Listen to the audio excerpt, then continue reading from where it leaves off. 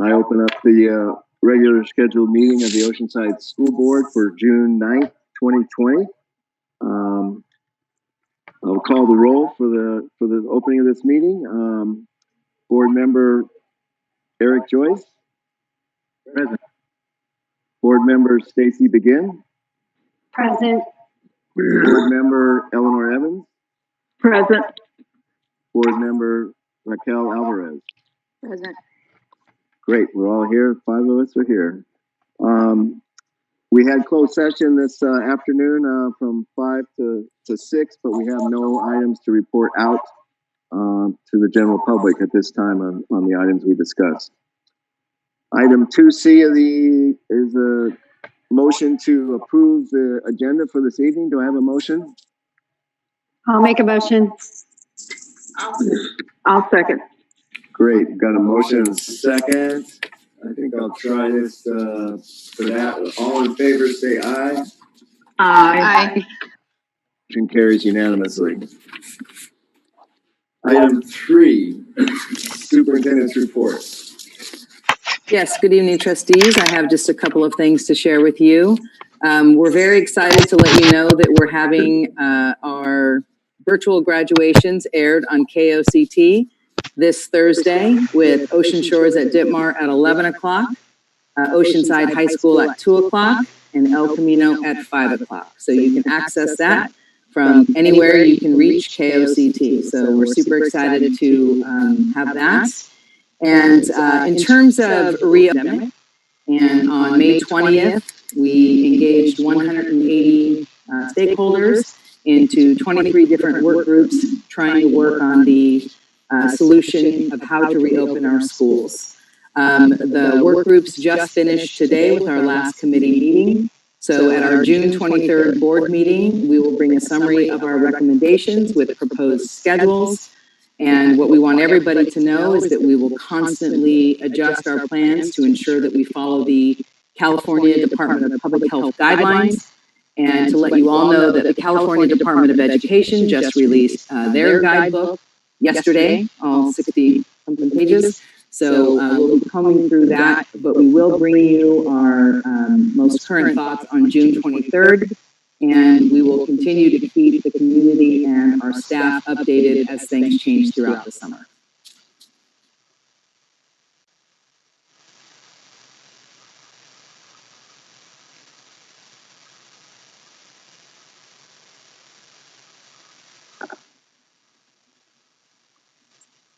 Oh, no.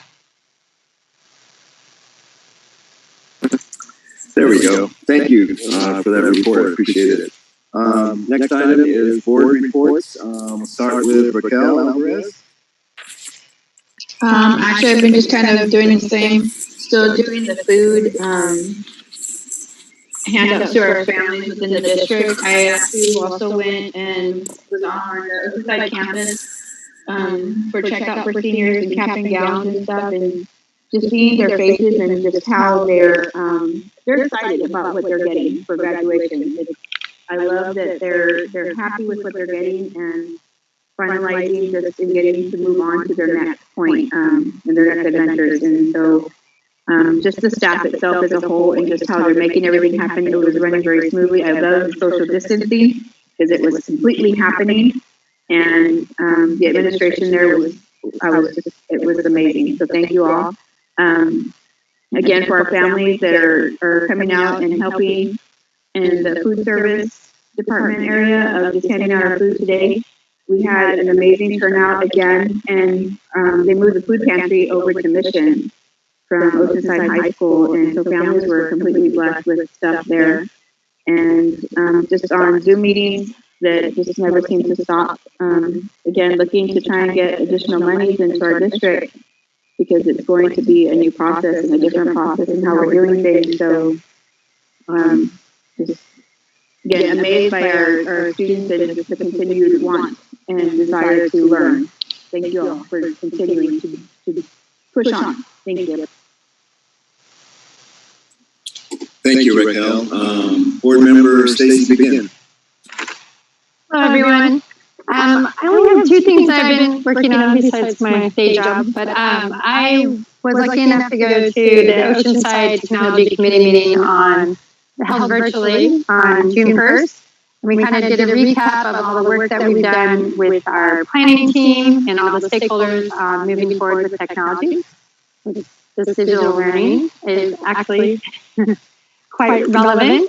And I did a really informative meeting on June 4th, and it was the Oceanside Special Education Parent panel that we had, and we are getting groups of parents together to start having conversations and network about what we can do to support their students.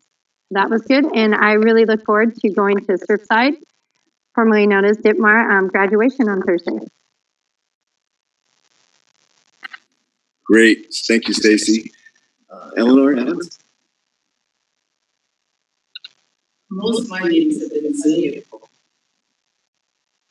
Most of my meetings have been Zoom meetings, and the North County San Diego NAACP town meeting, in which titled "We Were Tired of Dying," which was the opportunity for the law enforcement agencies of North County to come together and share in terms of how we build community. I also attended California Teachers Association State Council Representative Assembly, and again, you know, we really need to focus on the upcoming election in terms of funding our schools, and that's basically it.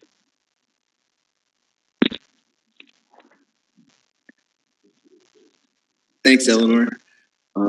Finally, Eric, Joyce? So I've been attending more webinars than I care to remember. So I'll just speak to two brief things.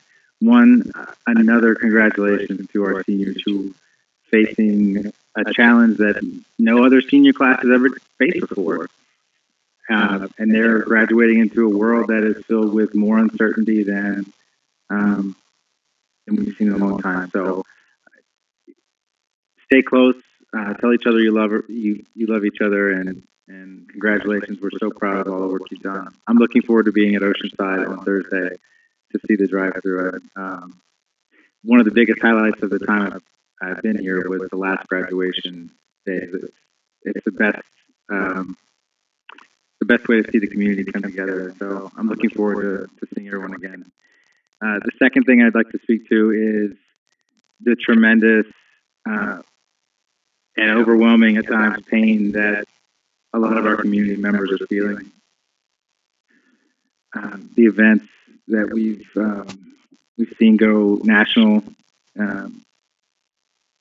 surrounding Breonna Taylor and George Floyd are really heavy, and everybody feels them in different ways. So I just want to say, tell your children that you love them, and for everyone in our community, know that we are dedicated to having the difficult conversations that need to be had.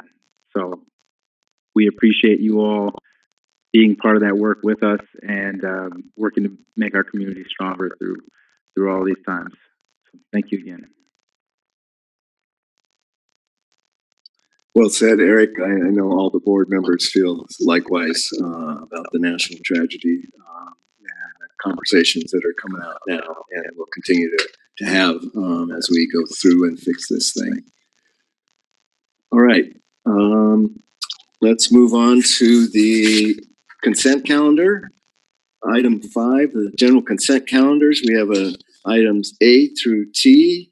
Can I have a motion to approve the consent calendar? I'll make a motion to approve. A second. I've got a motion and a second. Any discussion? No. I'll just go do a call for the question. All in favor, please say aye. Aye. Opposed? Motion carries 5-0. Thank you very much. The next item on the agenda is item 7A, personnel. It's a resolution number 2819-20, the elimination of the classified management position and hours for 2020 to 2021 due to district reorganization. You have a staff presentation? Just some information. Good evening, board members. There's Tom. Good evening. Can you hear me? Great. Thank you. On this item, we're doing For district efficiency, we're doing a reorganization. Part of that is in nutrition services. And as part of that, we're going to eliminate this position. This is a management position. It's the manager for nutrition services.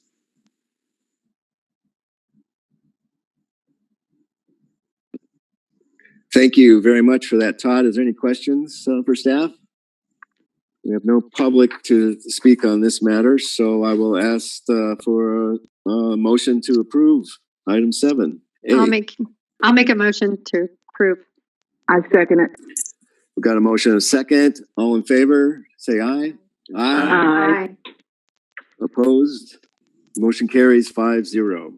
Very good. Thank you, guys. All right. Item 7B is ratification of negotiated agreement between the Oceanside Unified School District and the Oceanside Teachers Association. We have a presentation from staff. Hi, it's Todd McAteer again, and I'll speak to this one. I just want to take a second to acknowledge the work that we've done with our teachers union, and we really appreciate them coming forward and showing the type of leadership and collaboration for us to be able to enter agreement and have a negotiated contract for the 2020-21 school year. This is the most effective work I think we've done together, and it's allowed us to free up our time and energy into the current challenges that we're facing for reopening and all the new assignments that we're up against. So very happy that this was ratified with a 99% approval by the ODA members. And that the district is pleased to present this to the board tonight. Great. Thank you very much, Todd. We do have a public member who has submitted a request to speak. Would Todd Madison like to join us right now? Staff, can you arrange that?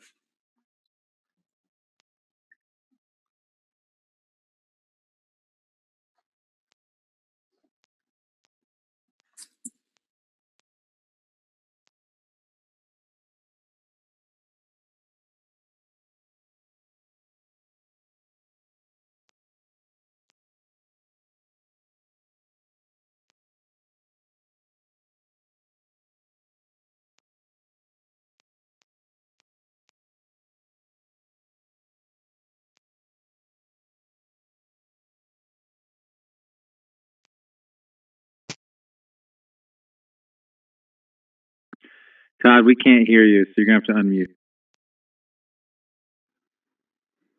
Okay, is that better? Sorry about that. Are we on?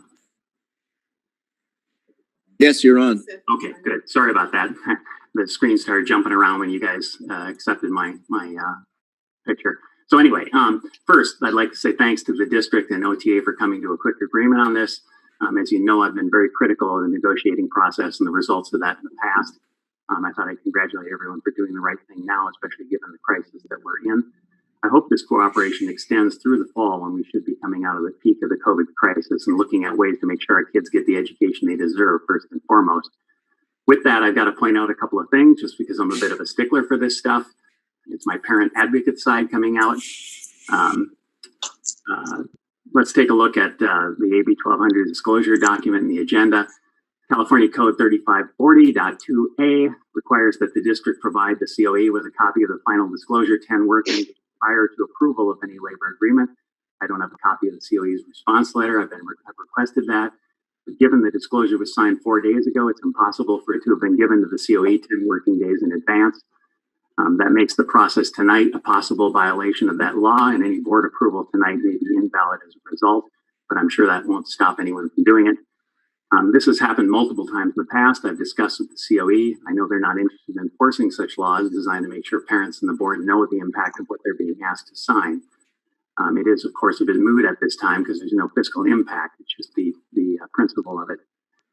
Second, now would have been a great time to negotiate some of the other clauses of that agreement, some of which could be changed to save the district money in the future, have no impact except to make it for clearer terms. I've outlined these for the board in the past, so I won't go through them here. If the projected cuts do become necessary, of course, we'll see that failure to negotiate properly come back to us. We'll be here talking about that at that time. I realize that proactively looking ahead and solving the problems we know will come to us is not generally on the agenda. Dollars are going to be hard to come by for the near future. Let's hope this is the beginning of a trend where we focus on how to best spend those dollars on our kids' education and education for the future. Thanks.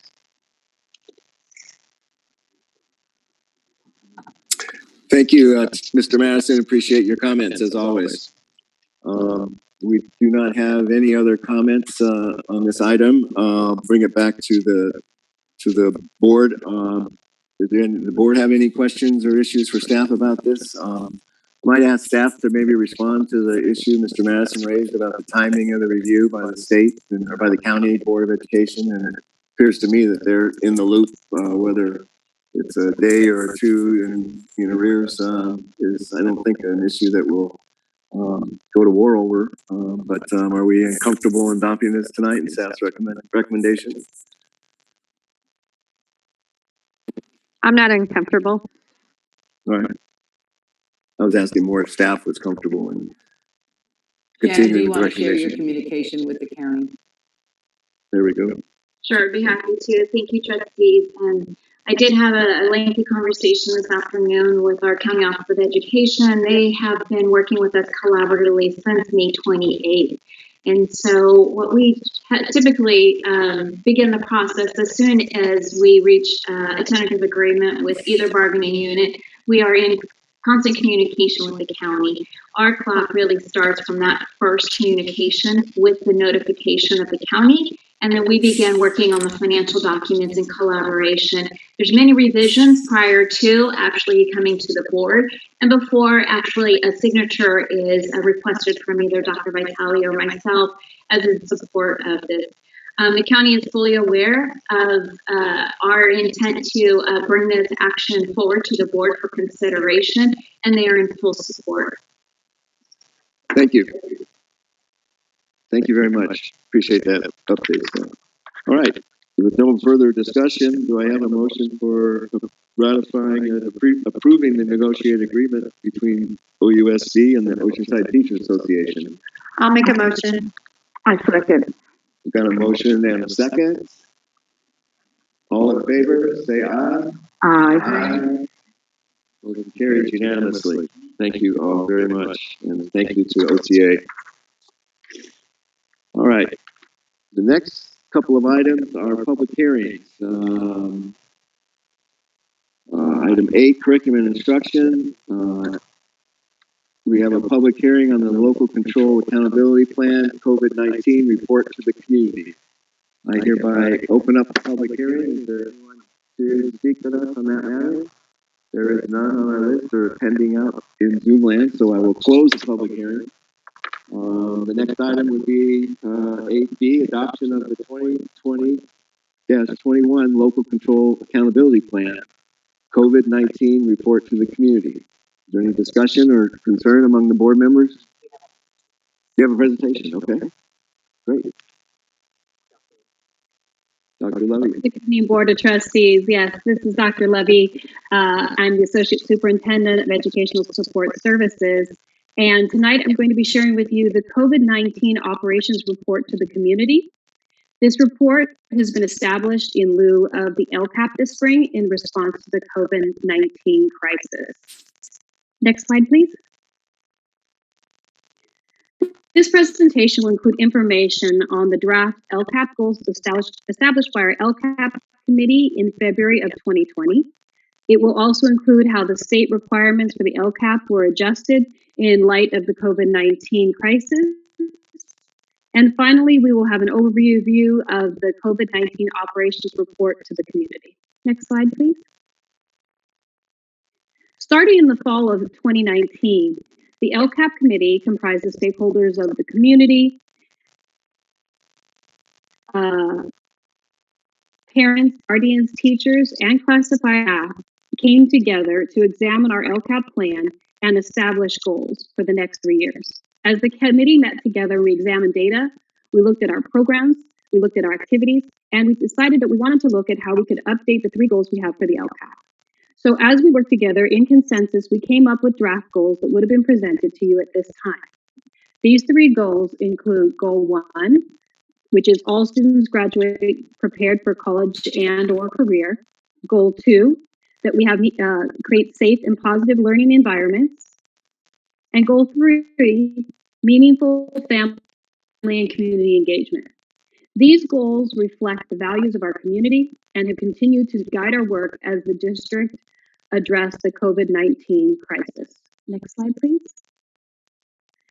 After March 16th, with the physical closure of schools and the establishment of the California stay-at-home order, the state realized that an adjustment to the LCAP process was in order. This was because of the challenges of engaging our stakeholders equitably and fairly during the early part of the pandemic. Next slide, please. The governor issued Executive Order N5920 on April 22nd, 2020, extending the local LCAP deadline to December 2020, and waived the adoption of an LCAP with the district budget, and also waived the reporting of dashboard data as the CAS testing for students did not occur this spring. It also waived the PE instructional minutes and fitness testing. Next slide. As part of the governor's educational priorities in response to COVID-19, he identified 3 priorities for local districts to address. These were maintaining learning for all pupils, including especially our at-promise students, continuing with providing food to students, and supervision of students for the critical care workforce during normal school hours, especially for those people like doctors and nurses on the front line. Next slide.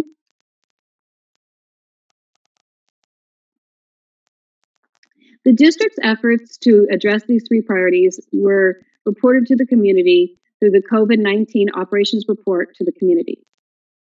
This report, next slide, please.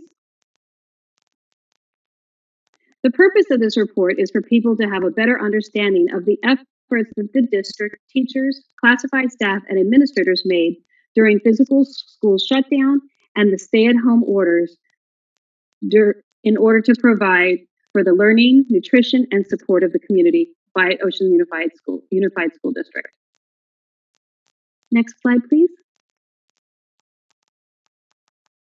This report would be adopted by the Board of Education and posted on our district website for public viewing, along with a copy of our 2019 LCAP, which will be in effect until we adopt in December our new LCAP. Next slide. As in all things, we believe that our community outreach is essential. The governor asked local districts to reach out to the community to the extent possible. Our outreach included virtual meetings, parent and guardian surveys, and staff meetings, and surveys to the entire community. Next slide, please. At the virtual meetings, 3 focus questions were asked about our services to the community. These include meal distribution, distance learning, challenges that were being faced by our families and community, and how we followed the CDC and California health guidelines for social distancing. Next slide, please. Under the leadership of Mr. Moon, our Chief Technology Officer, a technology survey was sent to students, staff, and families. This Bright Bite survey included questions about remote learning, which we've also called distance learning. We had a large group of families reply, and there was much to be happy about.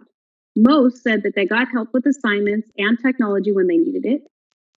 And at the same time, they reported challenges with assignments and technology. They also reported challenges with navigating the expectations from multiple classes and with multiple children, and also a desire for alignment in the educational platforms for students during distance learning. Next slide, please. We also held a district parent advisory committee meeting with over 150 people participating over Zoom. The feedback from this meeting was overall very positive. Families praised the efforts of teachers and staff to connect with them and provide them with the supports for learning and with basic needs. Families expressed that their own tech skills had increased with distance learning and that teacher support was key to their learning new technologies. The families also expressed the desire to reestablish grades for students in the fall, a desire to be very thoughtful about what we decide to do in the fall for the health and safety needs of students, They talked about needing more support for families with distance learning and an alignment of the scheduling to support students' participation in distance learning. Next slide, please. We also asked families and staff about returning to school in the fall. A majority of families who responded preferred traditional school if all health and safety measures were put in place. A majority of staff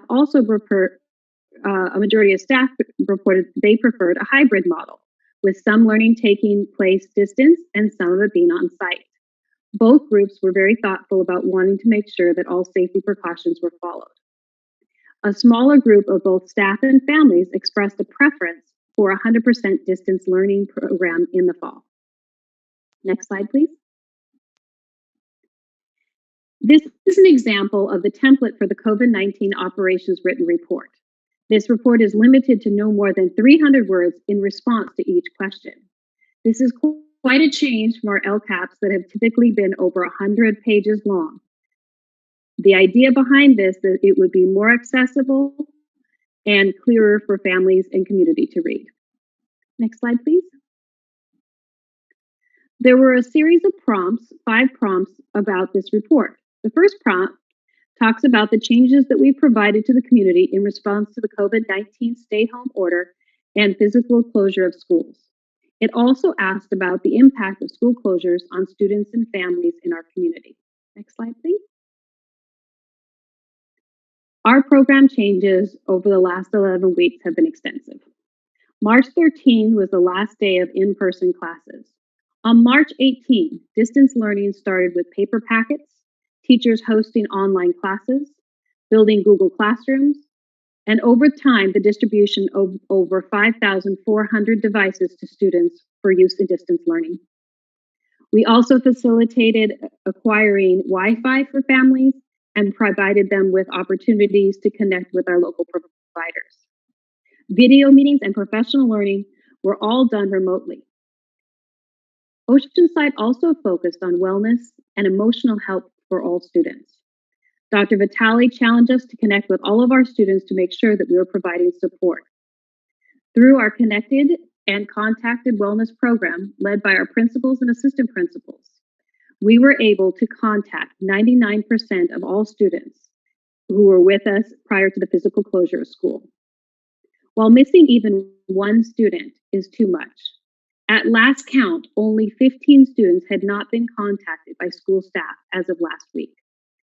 This connection allowed for the identification of student needs, referrals to health and mental health supports, food supports distribution of devices, learning tools, and the facilitation of connectivity to learning opportunities. Next slide, please. This chart talks about our distance learning model, which uses both synchronistic and asynchronistic and unplugged learning. Synchronistic learning takes place online or in person at a distance. Asynchronistic learning can be done virtually or in person, but without the teacher and students interacting in real time. Unplugged time is work and activities students do without relying on digital technology. Next slide, please. The family and student challenges presented by C19 were extensive. Early in our closure, we found that learning new technology and accessing Wi-Fi was a major challenge for our families. Distance learning continued, and as it continued, families reported that there were more challenges with managing student learning at home and balancing those with the multiple obligations at home than on the Wi-Fi. We also know that our community is experiencing job loss and income loss. These were all things that we found parents to be facing with challenges. Families also talked about a challenge with multiple platforms that were being used, and communication was seen as both too much, not enough, and just right by different parents. Next slide, please.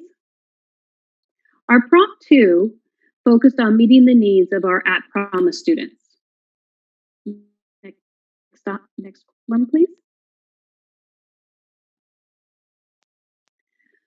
court identified foster youth had services provided to them, including individual contact by site coordinators, access to EDB cards, work packets delivered to them, and service referrals and resource vouchers hand delivered to them, and outreach to them on a regular basis to check in on how they were doing. Next slide, please. Our English learners had special lessons and support for instruction designed for them by our English learner department and designated ELD teachers. Our teachers worked hard to ensure that our students' language development was continuing through distance learning. Next slide, please. Our students with special needs were addressed to the fullest extent possible through collaboration, consultation, direct virtual services, and IEPs during the physical school closure. As time has gone on, we have learned more about the opportunities and ways that we can connect virtually with our students with special needs, including identifying platforms that support speech-language pathologists and their specialized programs. We also created an internal website that was there to help our educational specialist teachers and with resources and guidance for our students with special needs. Next slide, please. Continuing to provide the highest quality instructional program to students was the focus of prompt 3 of the COVID-19 report. Next slide, please. The heart of our distance learning, just like the heart of education, are our teachers. The classroom teachers overnight identified ways to connect with their students remotely. They spent hundreds of hours learning new technologies, establishing virtual classrooms, and reaching out to families. Their efforts ensured that students learned and grew during this distance learning time. Next slide, please. The team at ESS developed multiple resources in collaboration with classroom teachers to support families with distance learning. One example of this was a family learning schedule that we provided to families to help them guide them in supporting their students' learning. Next slide, please. We also work to establish websites, both internal and community-facing, to support our families and staff. This slide shows the front page of the community-facing distance learning website and the internal resources that are available on our web pages for all of our staff. Each website has extensive resources to support distance learning and build the capacity of our staff and families. Next slide, please. Our district is committed to learning across the curriculum. Teachers have used many different technologies to connect with students, and one example is our elementary music teachers who have used a digital tool to create a concert for students this spring. I'm not sure if we're able to hear them today, but please check out the YouTube video to see and hear our wonderful students as they perform.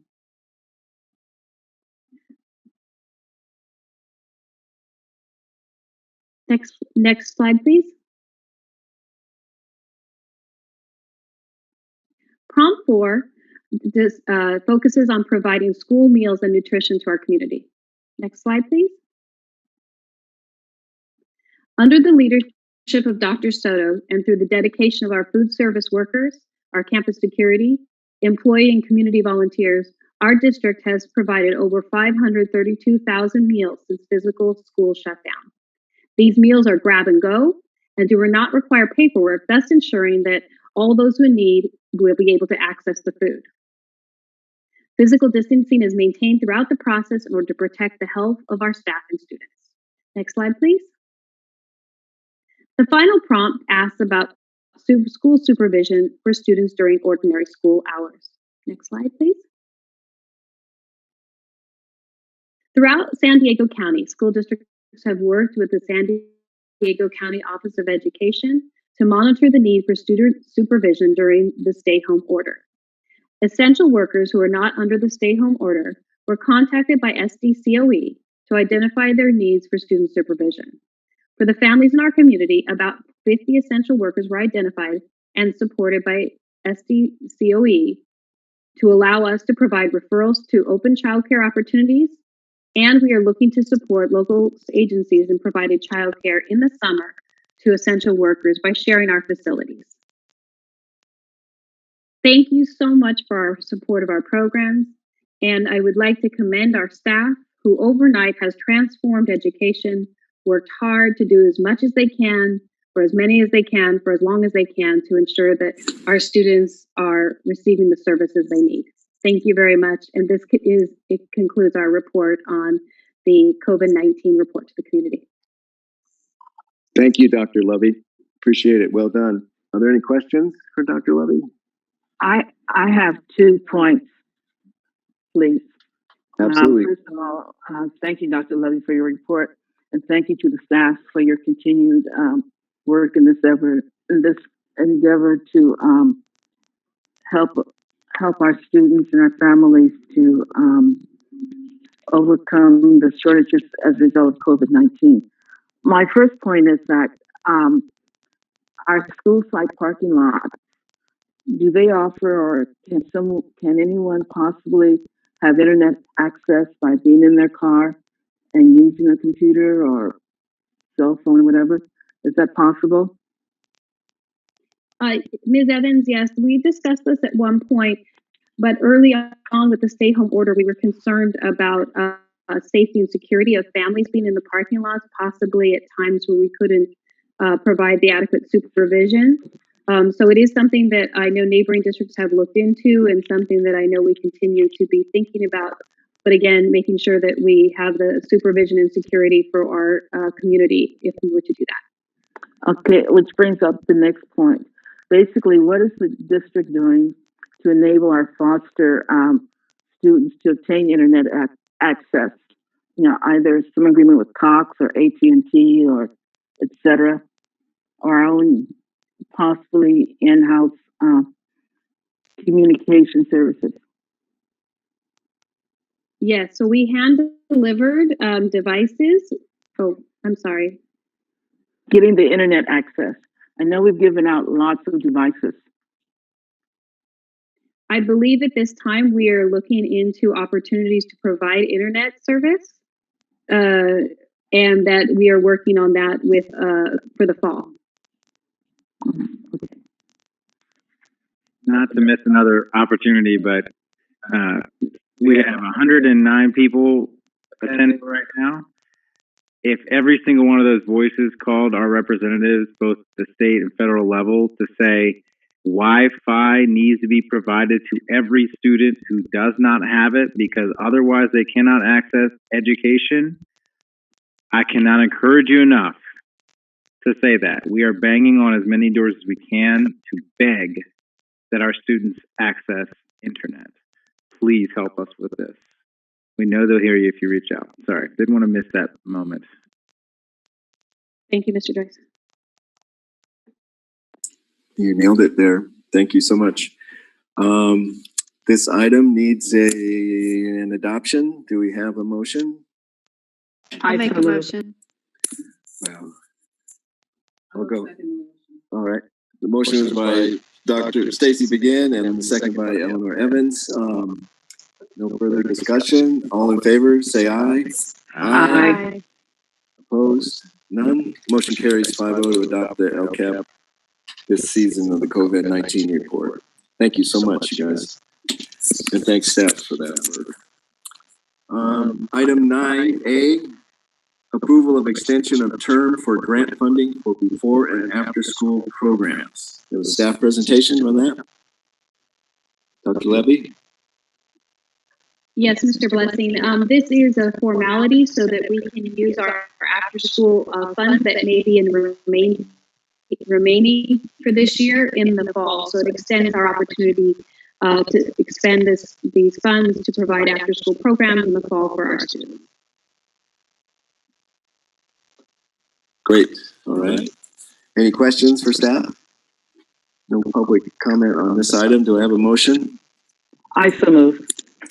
Got a motion by Member Evans. Second. I got a second by Member Alvarez. Any further discussion? If not, all in favor, say aye. Aye. Aye. Opposed? No one. Motion carries 5-0. All right, the next item is item 11 under business. It's a public hearing. This is to approve an increase in the statutory school facility fees imposed on new residential, commercial, and industrial development construction within the city of Oceanside, within our school district boundaries, to be more precise. This is a public hearing. I'll open it up for a staff presentation, and then we'll take any public comments if we have any. Staff? Yes, good evening again, trustees. Staff is requesting board approval to increase our developer fee authorized under section 17620 of the Education Code. So this increase has a potential revenue to OUSD of approximately $175,000 annually, and it is something that is within the board's purview to increase fees. Great, thank you very much. We have no public to speak on this item 11A.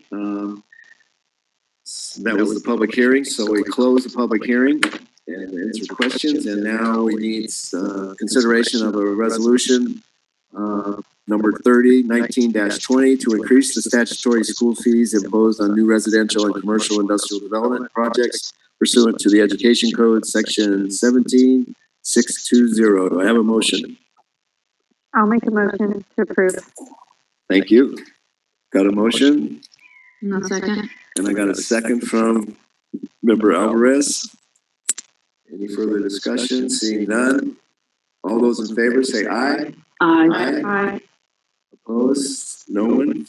Motion carries 5-0. Thank you very much. All right. Now we're to the budget, to the big one. We do have one public member to speak on this, but that'll be after we have the public, the staff presentation. So item 11C, public hearing, proposed 2020-2021 preliminary budget adoption. Take it away, staff. Thank you, trustees. Good evening, President Blessing, Superintendent Vitale, and esteemed board. As the presentation begins to be loaded, I just want to be displayed. Tonight, staff will be presenting the preliminary adopted budget. Before we begin, I just want to take a moment and introduce our Director of Fiscal Services, Tim Golden, who will also be co-presenting with me. So with that, we will begin our presentation. And next slide, please, Mr. Milne. So staff will be presenting on the economic background due to the COVID-19 and discussing the assumption of the preliminary adopted budget, review the proposed preliminary adopted budget and the MYP. Since we'll be continued to remain in a qualified budget status, staff will be presenting some considerations for reductions. Next slide, please. So COVID-19 has been rough for multiple reasons, as we all are aware. On March 19th, the California economy ceased. This is extremely problematic as California ranks 5th among the world's largest economies, which includes the United States, China, Japan, and Germany. This makes the state highly susceptible to national and global economic shocks as we are currently experiencing. Adding to the decline in revenue is the postponement and deferment of state income and property taxes. Again, this means that the state is not receiving revenue for now. As such, the Department of Finance announced a $54 billion budget deficit. Nonetheless, the state legislature is still required to adopt a budget by June 15th. And with that, the preliminary budget staff is presenting tonight is based on the current proposed budget from the governor's May revise, with the understanding that there is credible indications of changes to the projections forthcoming. At this time, I'd like to reintroduce Fiscal Director Tim Golden, who will begin the presentation. Next slide, please. Good evening, Board and Superintendent Vitale. I'll be talking here about the multi-year projections, and I'll start here with the reminders and assumptions here. So in January, the governor anticipated a 2.29% COLA for the upcoming year that we have. And if you remember in our third interim presentation, we reported a 2.31% statutory COLA because that's what the numbers ended up coming in. But we did make note that there's a caveat with that, That caveat is going to be the deficit factor. So we were thinking that they were going to wipe away some of that money. We just didn't know where it would land.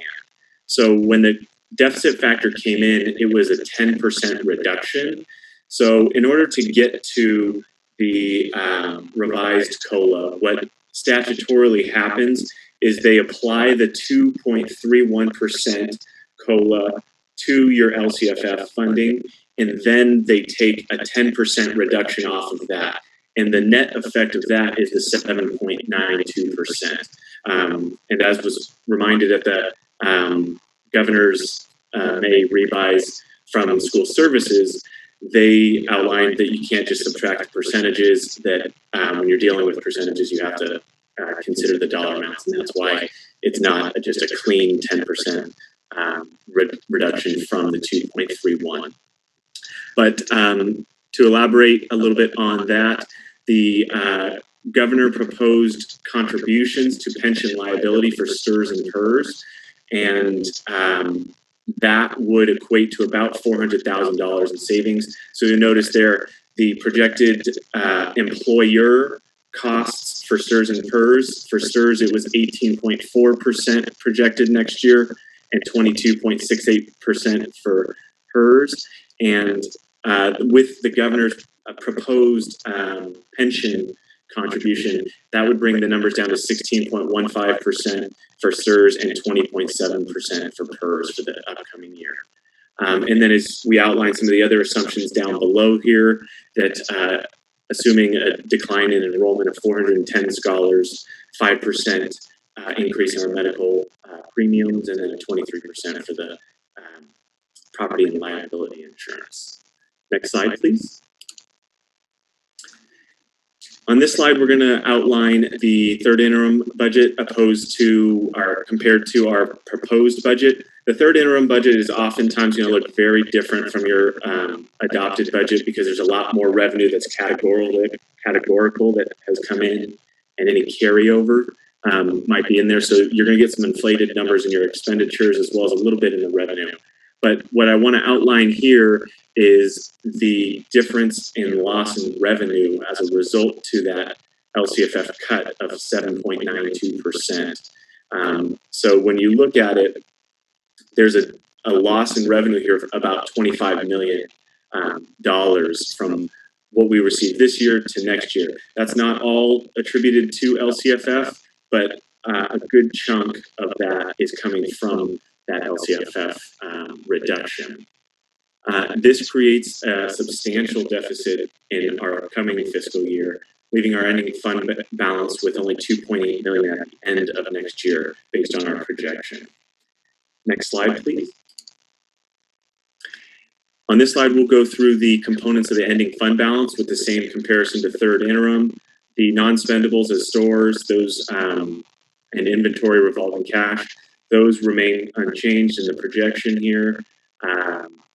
Really, what we would have to do is forfeit the assigned items. We had some assignments in the prior year for certain things that we were hoping to do, but in order to maintain a positive ending fund balance, we have to forfeit some of those assignments. So the reserve would drop slightly because as our expenditures decrease a little bit, then obviously the reserve that we would need, the 5% would then come down a little bit because it's based on that 5% of your expenditures. And really here, what to outline is that the ending fund balance absorbs the huge deficit that happens when we lose this revenue that the state is proposing or that the governor is proposing. Next slide, please. And now we'll talk a little bit about the multi-year projection. Next slide, please. You will see here the 3-year projection for 2021, 21-22, and 22-23. With the cuts included here from the May revision from the governor's proposal, and you'll see the effect on our ending fund balance. So you'll see here the decreased revenues in each of these years based on this projection, because the governor's not only projecting that it would be this 10% deficit factor, but there's some things out there that are saying it could be worse in the future beyond that. So it's a little bit daunting, I know, to look at. I'm hoping that there's some kind of balance between the legislature and the governor's proposal here. But some of the things that we're going to need to consider are reductions to combat some of these shortfalls in the revenue. So in each of these years, we do not meet the 5% reserve requirement. And if we did consider 3% state minimum requirement, we would still be short from meeting that requirement as well. But just want to make sure that I present all those different options there. Next slide, please. And on this slide, it will again be the multi-year projection, but for the ending fund balance items, the components. And you'll see here the non-spendable, the restricted balances, and really what to look at is at that second year out. When we look at the ending fund balance, you'll notice that both in the second and third year, both of those are negative values. And with that, I will reintroduce Dr. Soto to talk about some of the next steps. Next slide. Great, thank you so much, Tim. As we previously mentioned, that we are required to present a fiscal stabilization plan due to our qualified status, and that the budget we're presenting this evening is based upon our current trend analysis based on our historical past practice and our typical assumptions. So this does not take into consideration any possible reductions or areas that we need to address. Next slide, please. Thank you. And so this becomes the dreaded consideration if the governor and the legislators cannot come to an agreement. This is based upon, as Mr. Golden mentioned, not being able to meet our current and future requirements and financial liabilities. This is still assuming that we maintain our board policy of 5%. And so this also assumes that we are budgeting under the current May revise, and that we would have a significant budget shortfall for the current year and the 2 years out, called our multi-year projection. Staff would be evaluating the listed considerations in order to have a balanced budget for the year 2020-21, and we would be taking them year by year. It's important to note that the Federal CARES Act, as noted here on the slide, has not allocated to OUSD, has not been budgeted as revenue. We have not received it as revenue, and it will not be booked as revenue until it is received. That is at the advice of our financial advisors to the County Office of Education. Staff recognizes these considerations may not be necessary, and the budget being presented tonight will look significantly different when we present the final adopted budget on June 23rd, pending conversation and agreement between the governor and the legislator. However, if a decision is not made by June 15th, and when we present on June 23rd, some of these considerations will be brought to the board for future expenditure reductions for consideration. We know that this is very disconcerting on multiple levels, and so we are trying to, as staff has mentioned, make sure that we are evaluating any and all possibilities. We also recognize that at adopted budget, June 23rd, while we will be bringing considerations, we do not have to enact the cuts or expenditure reductions or possible increases of revenue until the first interim. So again, we will be just making considerations for options, but the actual action would not have to take place until first interim in December. Next slide, please. So we know that there's a lot of unknowns. There's more unknowns and questions than knowns at this time. And unfortunately, we are in the state of following the May revise and having requirements and mandates to present a preliminary budget for consideration for the board, and that we will continue to monitor all legislative discussions and future actions on the governor's final budget. Staff will continue to seek answers to many unknowns that may have budgetary impacts. Next slide, please. With that, staff is asking for approval of the preliminary adopted budget, and that we will be bringing a final adopted budget on June 23rd for board approval again. And with that, we would like to thank you for your time and be available for any questions that board may have.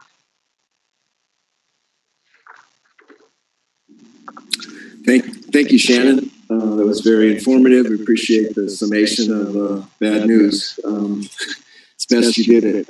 We do have one public member that would like to address this item. Todd Madison.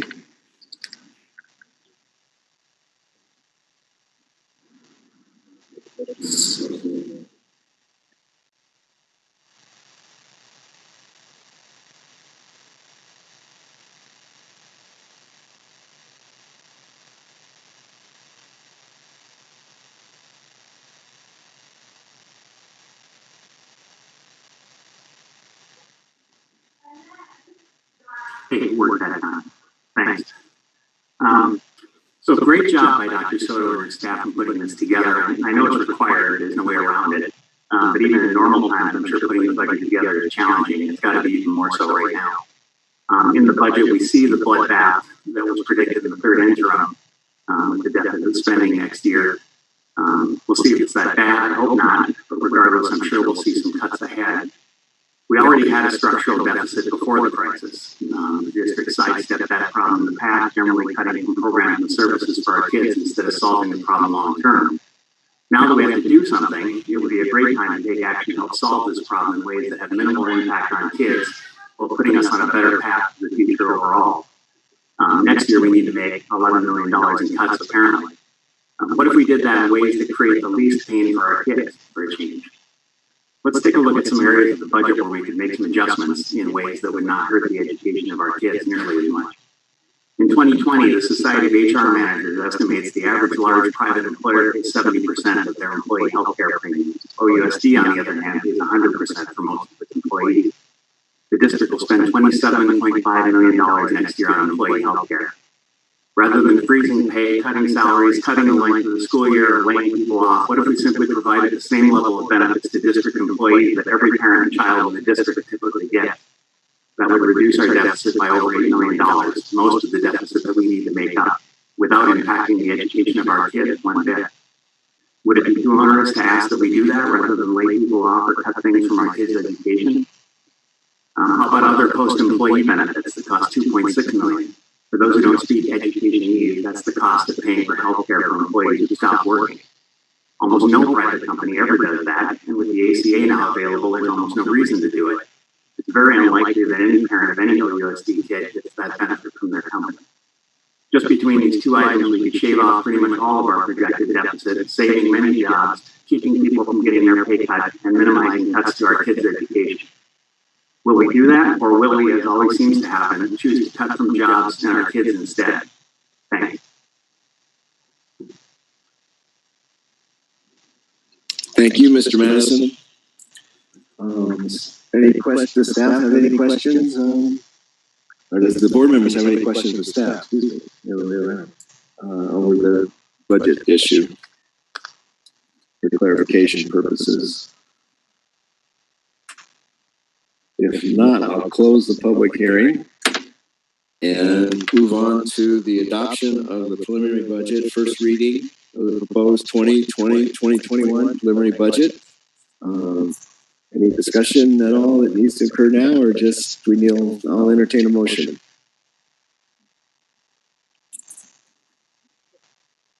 Part 12, we'll get to do this in 2 more weeks. Not a second read, so.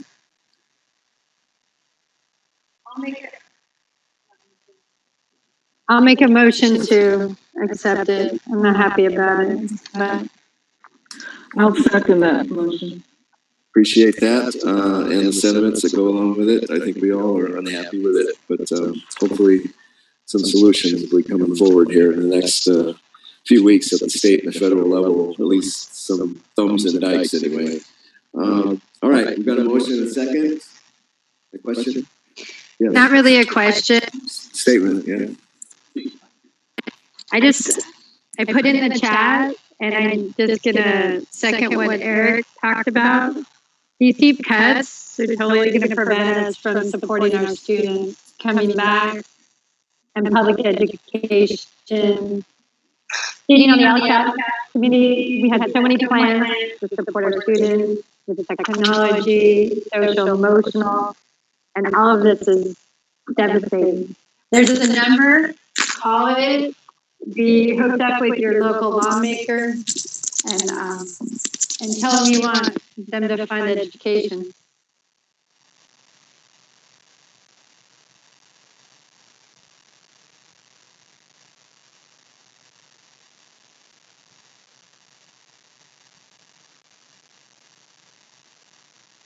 Hi. Hi.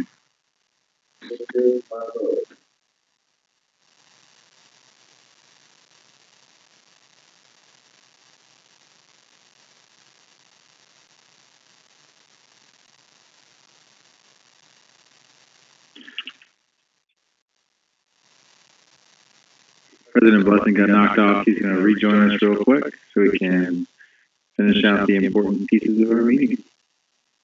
And take a look at your chat box. I put the phone number in there.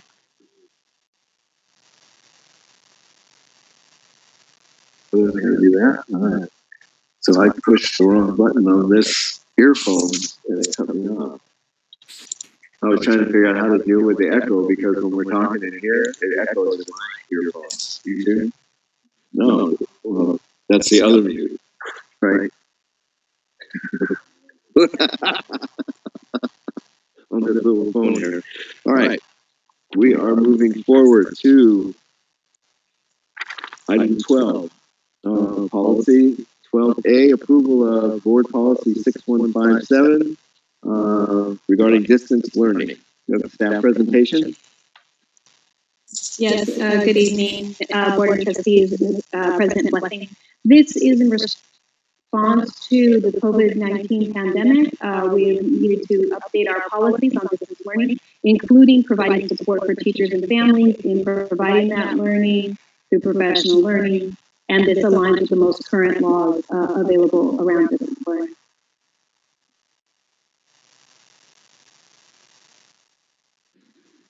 Great. Thank you so much, Dr. Levy. Is there any questions for staff? Do not have any public requests to speak on this, so I'll entertain a motion to approve the board policy 6157 regarding distance learning. Got a motion? Move to approve. Got a motion? Second. And a second from Member Alvarez. No further discussion. All in favor, say aye. Aye. Opposed? None. Motion carries 5-0. Thank you all. Item 12B, approval of new board policies 4113.5, 4213.5, 4313.5 regarding working remotely. Again, staff presentation. Good evening, board. This is Todd McAteer, Associate Soup of HR again. This is a new board policy for us that addresses the topic of working remotely. District may, for reasons for efficiency or in times of natural disaster, deem it necessary for employees to work remotely. This new board policy gives us a definition in terms and conditions for how that work would be carried out. Great. Thank you, Todd. Any questions for staff? No public on this one, so I'll entertain a motion to approve these new board policies. I'll make a motion. Member Stacy McGinn, second Eleanor Evans. I see no further discussion. All in favor, say aye. Aye. Opposed? None. Motion carries 5-0. All right. Next item is a resolution regarding Black Lives Matter. We do have one public member to speak on this, but would we like the staff to read this resolution? Yes, the presentation tonight will be a full reading of the resolution. Great. A resolution of the Board of Trustees of the Oceanside Unified School District to declare that Black Lives Matter. Whereas, in response to both currently and historically disparate treatment of African Americans, a nationwide movement has arisen to assert that Black Lives Matter. And whereas a national movement has arisen to assert the Black Lives Matter on the campuses that serve all children. And whereas the killing of unarmed Black men and women, including queer and trans persons of color, has left young people searching for answers to incredibly complicated and infuriating questions. And whereas throughout our nation's history, institutional and structural racism and injustice have led to deepening racial disparities across all sectors of society and have lasting negative consequences for our communities, cities, and nation. And whereas, historically, when Black people have fought for a more democratic society, the lives of all people have improved. And conversely, each time barriers to Black people's potential have been erected, our whole society has suffered. And whereas shouting loudly that Black Lives Matters does not negate our commitment to all of our students, but rather elevating Black students' struggle to trust that our society values them, we must affirm that their lives specifically matter. And whereas the problems of society are mirrored in schools, and these problems can only be fully addressed with a united effort of community and school coming together for the betterment of our students' future.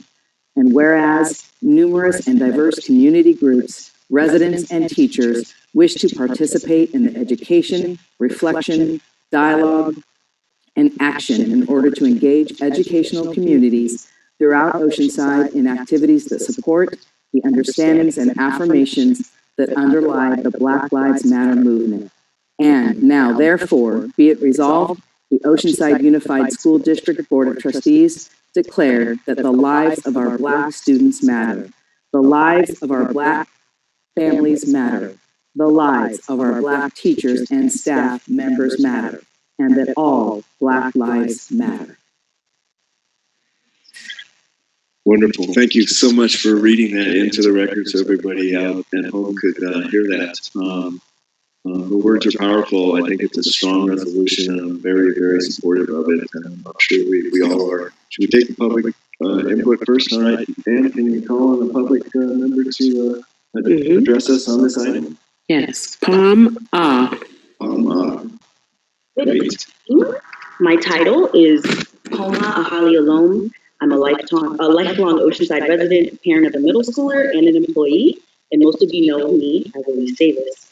My title, Homa, is my Indigenous title. I'm Indigenous to America, an American Aborigine. The identity of my people has been taken from us, and we've been falsely labeled as colored, Negro, Black, and African American through menacing tactics and paper genocide.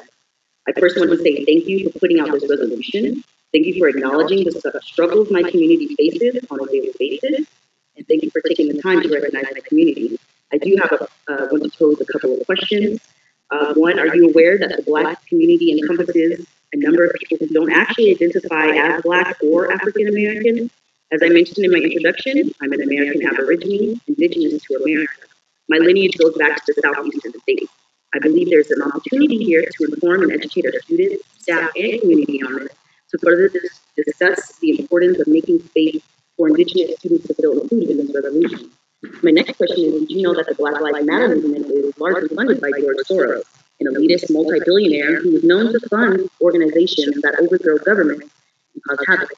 Did you know that the mainstream media's portrayals of riots, these riots happening didn't start organically, and that many of those people destroying historically Indigenous and urban neighborhoods were paid provocateurs by Black Lives Matter and Antifa?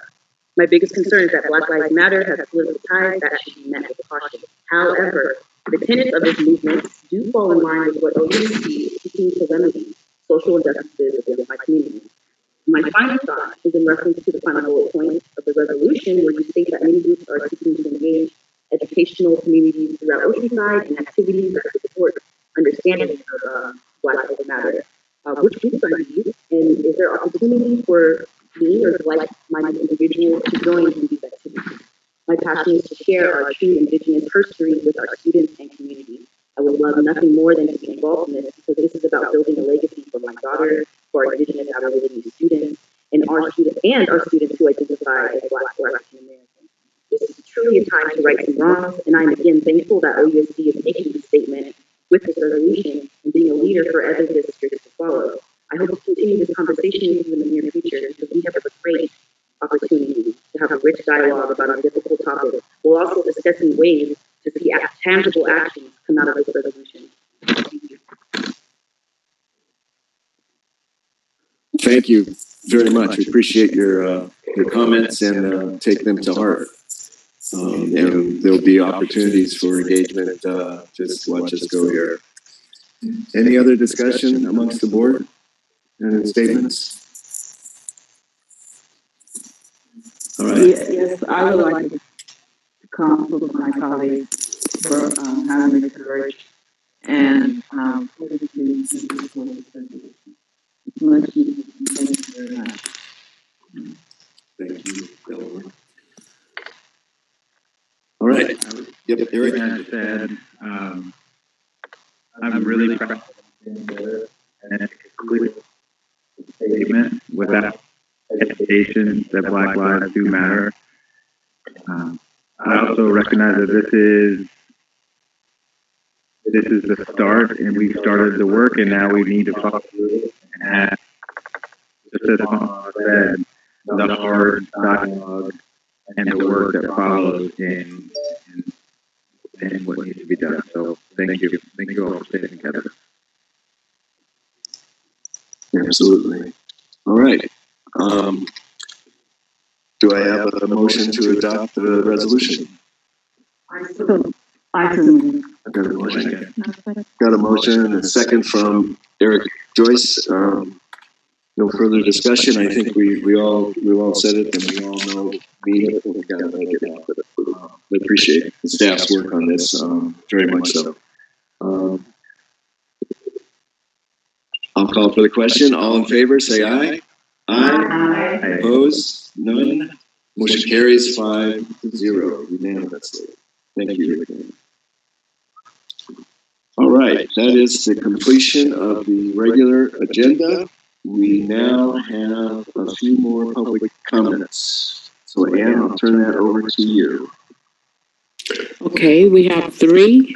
The first one will be Molly Diamond. Molly Diamond, great.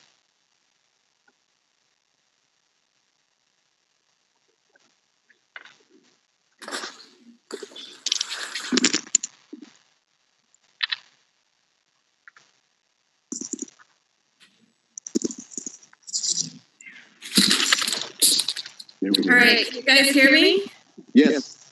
Okay, cool. Good evening, board members. My name is Molly Diamond, and my children have gone to school on Camp Pendleton for the last 6 years. I would like to state that about the possible opening of schools and how they are being proposed to open. I would like to point out that the Superintendent Thurman's guidelines are just that. They are just guidelines. They are not orders to be followed. Living on base, we especially need schools to reopen at full capacity. Military kids live constantly changing lives, but the one constant that they have is school. They need that school for balance and structure. They need to be able to go to school and learn and play with their friends. At recess, they should be able to do this without all the extra safety restrictions. In a special ed environment, I don't think any of these guidelines can actually be imposed and not be in violation of faith and idea. My second point that I would like to make is that June 8th, the WHO said that pre-symptomatic and asymptomatic transmission of COVID is very rare. And also on June 1st, the Arrett law firm of San Diego filed a lawsuit against the San Diego health officer for her mask mandate, as it is a violation of both U.S. and California constitutional rights. Our kids need to be able to return to school as normal in a normal functioning environment without mask mandates and extreme restrictions. I would also like to point out that there are many dual active duty military that send their kids to school on base, and they're being put in positions where they have to choose between going to work or staying home with their children, and a lot of them can't do that without being disciplined. So there's no child care that's available, and if after school care is provided, well then what's the point of not going to school all day anyway, because they're still going to be in that same position with after school care that they would be in school. Thank you for letting me speak, and I hope you take my comments to heart. Thank you very much, Molly. Appreciate it. Thank you. Next speaker. Madison.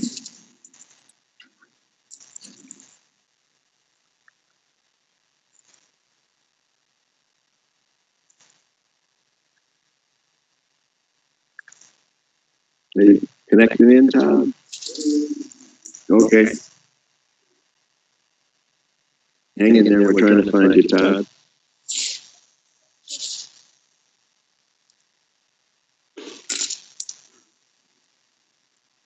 There we go. We're here. All right. Thanks. Great. Gotta be a challenge finding somebody in all this. I don't know if the raise hand thing helps, but I've been trying to do that. But anyway, so we've talked about contract negotiations, we've talked about budgets. Let's talk about some good things. As we wrap up the school year, I wanted to again commend the district staff and teachers on the efforts they put into dealing with the COVID crisis. We know it's been difficult. Certainly there are things that we might have done a bit differently if we had time to plan it, but we didn't. I think there's ways parents think we work better for the kids, but overall, given the challenges we faced, I think everyone's done pretty well with it. Communication has been particularly exceptional. A great job by Dr. Vitale, Matt, and his team with the updates. I commend the board as well on that. The recent communication was awesome, very nicely done. I was there last Sunday marching with the crowd. It was a nice, peaceful demonstration of how democracy is supposed to work. The last DPAC meeting blew our prior record for parent participation out of the park. Stacy and I grew the attendance from 45 to 50 plus, but I don't think we ever thought in our wildest dreams we'd get 150 people to pay attention to a DPAC meeting. That was tremendous. Thanks to all the parents out there now paying more attention to that, as well as things like this board meeting. We need that. Please keep it up. Hopefully the district's paying attention to this and will continue to at least live stream meetings when we go back to the physical gathering. Meanwhile, we just heard the district's work groups are about to report their findings in the next meeting. I trust with 188 people involved, we've got a nice representative sample of perspectives. Given the importance of this, I'd suggest we break the normal DPAC tradition and schedule a meeting to discuss. Parents are critical in this process. We just saw over 4,000 parents felt strongly enough to respond to the survey. 53% of them want to have traditional school restart. I don't know what the final plan will be, but we need parents involved before the plans are finalized. We normally take a vacation break, but right now we can't afford to cut parents out of the process. Many might even be able to attend from the beach somewhere with an umbrella drink in one hand and their phone in the other. When we try to figure out how best to serve our kids this fall, maybe more than one umbrella drink might be necessary. Recovery time at the beach should be prescribed for everyone. Let's think about that and consider making it happen. Let's also keep the parent participation momentum going. For parents listening tonight, consider staying in the loop on meeting schedules by following the DPAC Facebook group or the Oceanside Unified Schools Parent Network. Let's figure this all out together. I think we can do it. Thanks, everyone. Thank you so much. And no further speakers? Yeah. One more? Is there one more? Okay. Marianne Kenji. Yes. Marianne, if you're in the room, could you press the raise hand function, or if you're on the phone, press star 9, please.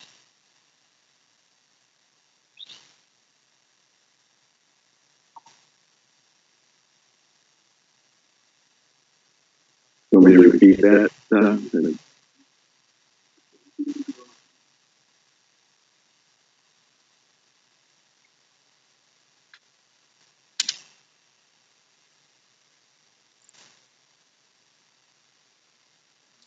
Can you guys hear me? Yes. Oh, okay, great. Thank you. Okay, so I am an Oceanside resident. I've been a nurse for 35 years, and I have a company, ATC Healthcare, located in Carlsbad, with approximately 22 to 23 offices throughout the country. We are currently being engaged in COVID testing for school districts and for businesses throughout the country. Everybody's going back to work. They want to make sure their employees are safe. They want to make sure their students are safe. And so what we have set up is a testing and surveillance program. It has 4 levels. I sent it to Dr. Vitale and to Anne, given this afternoon. And it involves assessment, swabs, antibody testing for staff and or students. I'd like to address quickly that other speakers' comments on the asymptomatic versus pre-symptomatic. The World Health Organization mentioned in the last 24 hours, they're finding that asymptomatic people are not super spreaders. And the CDC is conflicting with the message saying they are super spreaders. I want to clarify that pre-symptomatic, which is what the World Health Organization mentioned today, can be anyone. They can be asymptomatic. They can be someone with a cold, with a headache, with a sore throat. They can have no symptoms, and then several days later they can develop pre-symptoms and then full-blown COVID. So what we are doing is we have set up a plan for testing and surveillance of school systems, school districts, so that the employee has some idea of whether they have had COVID and developed antibodies, or that they may have COVID and they need to take 14 days of quarantine. All you need is one pre-symptomatic person, and then you've got a big problem. And I spent 4 weeks in New York at NYU, and the average age was 18 to 85, the whole gamut, and they were sick. I've never seen anything like this in all of my years as a nurse. It is a devastating illness, as everyone now knows.